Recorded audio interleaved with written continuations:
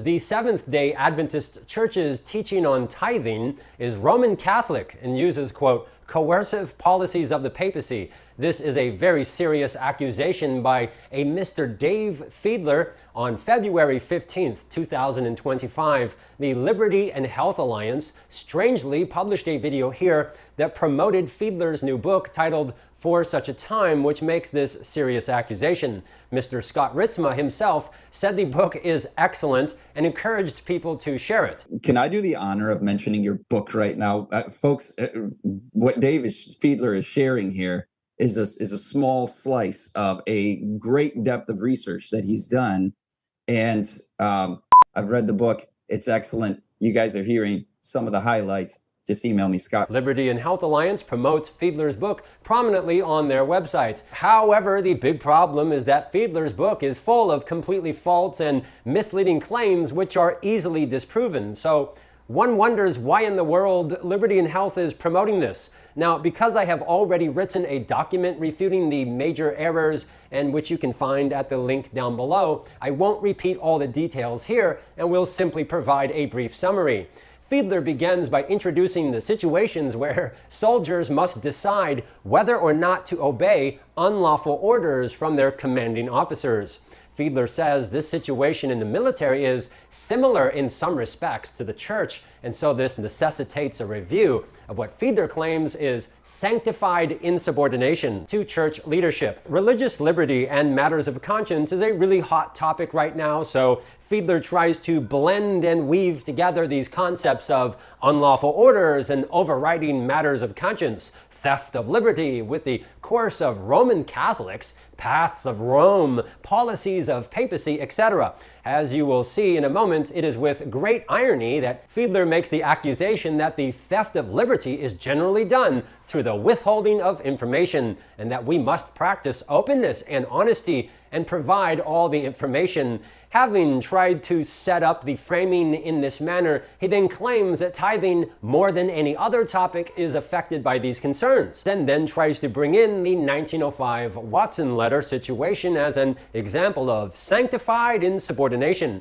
For those of you who don't know, Ellen White was concerned about the lack of work in the southern USA and wrote an appeal titled Our Duty to the Colored People. Her son, J.E. White, read that, was convicted, and with others built a boat and went to the South, where they started what was called the Southern Missionary Society, or abbreviated SMS, originally based in Mississippi. As clearly documented in the encyclopedia and history books, this was under the instruction of and bearing the credentials of the General Conference. Fast forward about 9 years to 1904, one of the workers for the SMS, W.O. Palmer, was traveling in the state of Colorado, where he shared with church members there the needs and challenges of the SMS, and some women there gave him money, some of which was tithe. He then took that back, and when the president of the Colorado Conference, Elder Watson, when he heard about this, he got really upset. But Ellen White wrote him a letter which is now called the 1905 Watson letter. So that's just a short summary. I go into this in great detail in another video, so see that to learn more. Within the Adventist Church, there are people who argue that it's okay to tamper with, withhold, or redirect tithe away from the church. And the number one most common argument that they use is this SMS Watson letter situation. However, as has been documented repeatedly, such arguments invariably include some form of distortion, manipulation, Photoshop, outright lying, false or misleading statements, and that is no different for Fiedler's book. Fiedler cites Arthur White that the SMS was, quote, almost entirely a self-supporting work. He then describes self-supporting and independent as synonymous, and that it's the same as what we today call a supporting ministry. So he's very clearly setting up in the mind of the reader that the SMS is very similar to something like, say, Amazing Facts is today. Now, people who do this are notorious for trying to downplay or completely ignore the fact that after 1901, the SMS became an official branch of the Southern Union. Amazing Facts is not and has never been an official entity within the organized church, but the SMS was. And this is proven by the fact that Not only is this documented repeatedly in many sources, but you can go right now yourself and see that the SMS is listed right here in the official yearbooks as under the Southern Union. Now, this causes a major problem for people like Fiedler, so do you know what he does?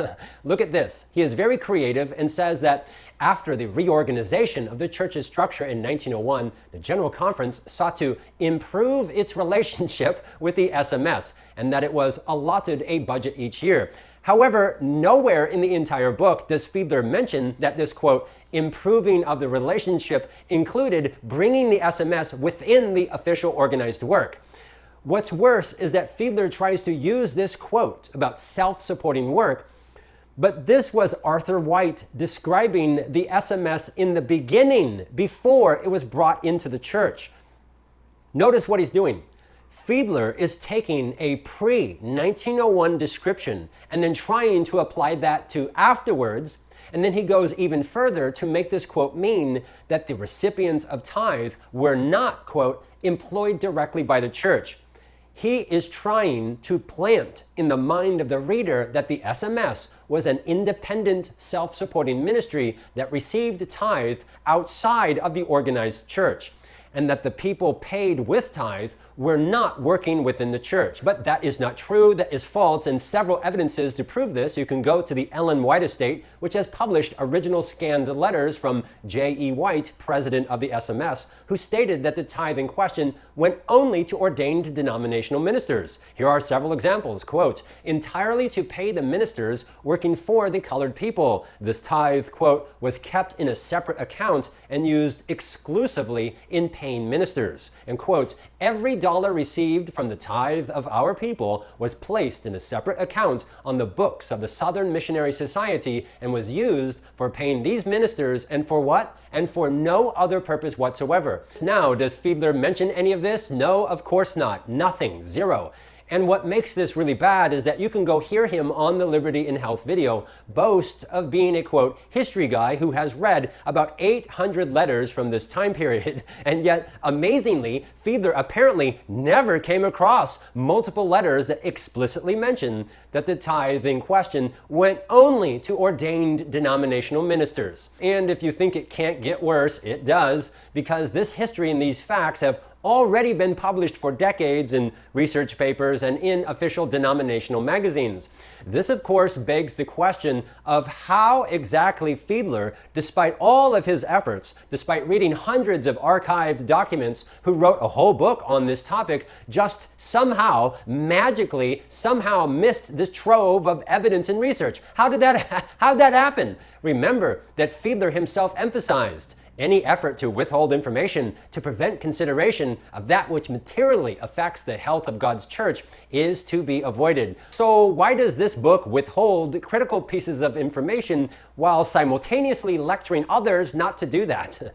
How can Fiedler say that the, quote, historical facts in this case are important, but then not publish the most critical and relevant historical facts? How'd that happen? The core question here, the core issue here is authority.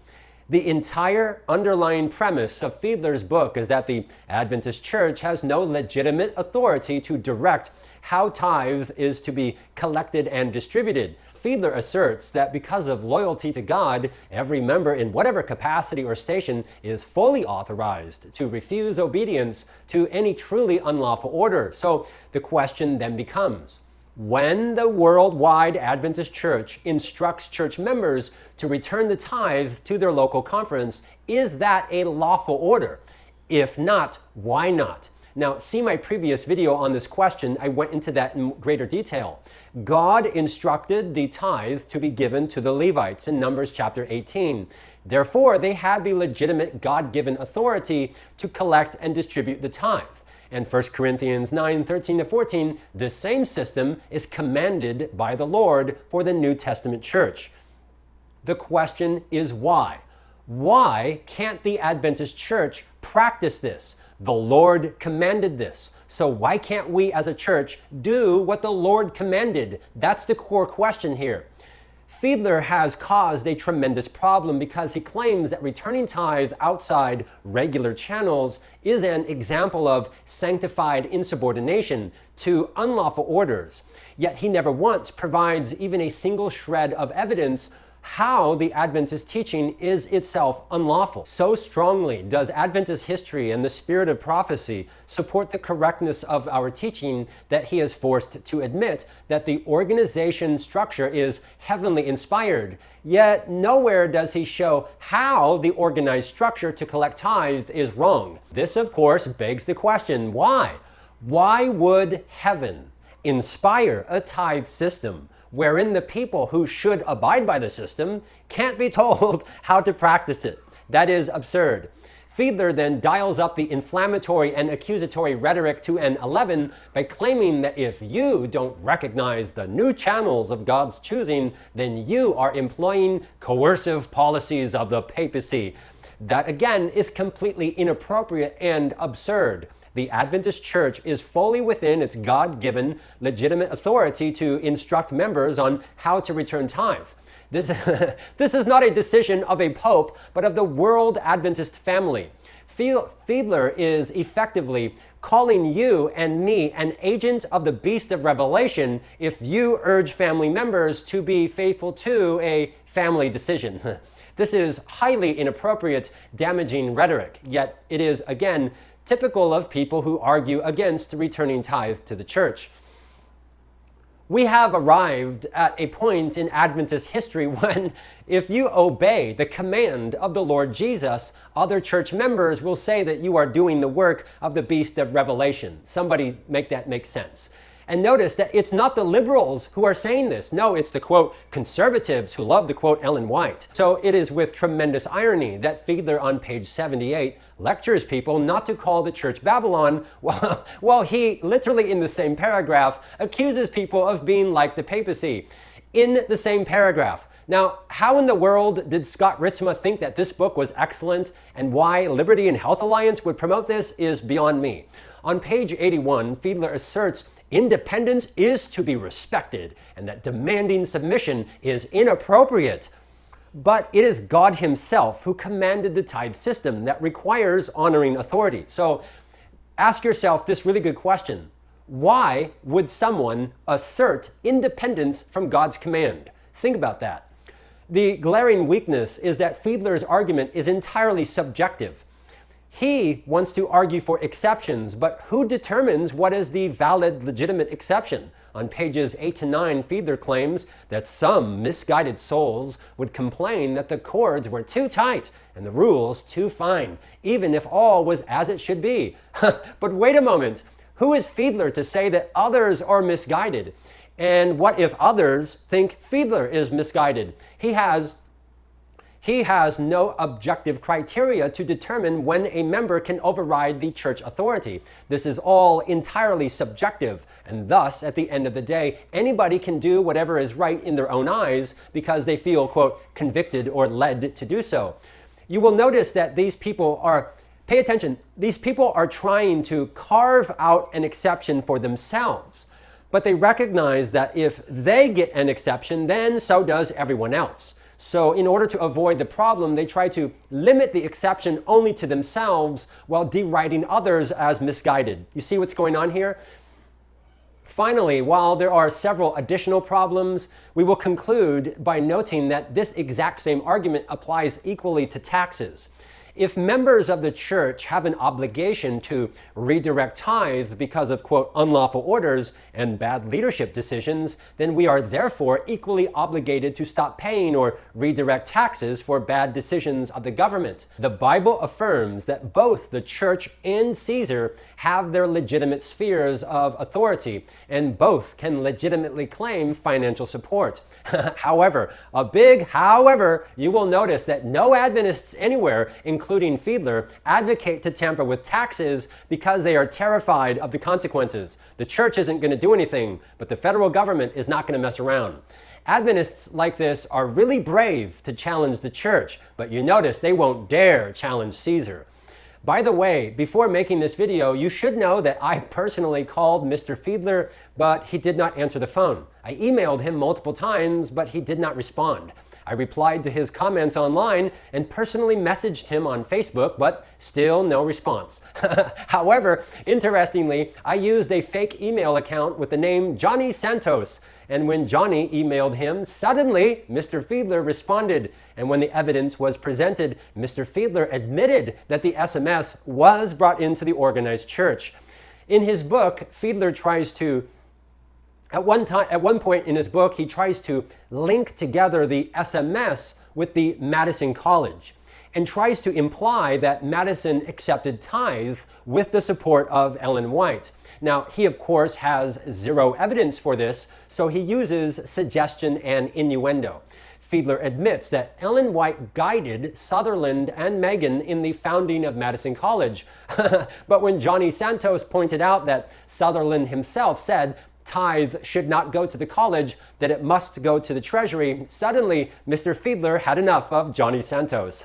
How odd that he was guided by Ellen White and yet Sutherland himself was adamant that tithe should be sent only to the church and not to independent ministries, however supportive they may be. Yet another damaging omission from Fiedler's book. Mr. Scott Ritsema, though, says this book is excellent. Yeah, okay. I will be sending this video to you, Brother Scott. Please consider this a warm, friendly invitation to please come out publicly and on your website, on your channel, make a video defending Fiedler's book. You said it's excellent. You wanted it to be shared. It's promoted on the front page of your site, so you defend it. We'd like to see that. What's beautiful about this situation is that the Adventist teaching on tithe is so strong that despite decades and decades of people fighting against it, and despite the enormous amounts of time and efforts of professed historians like Fiedler who have read through hundreds of archived letters and old documents, they are still completely unable to find any way to put even a dent in our teaching and practice. That's how strong it is. Anyways, that's it for today. Thank you for watching.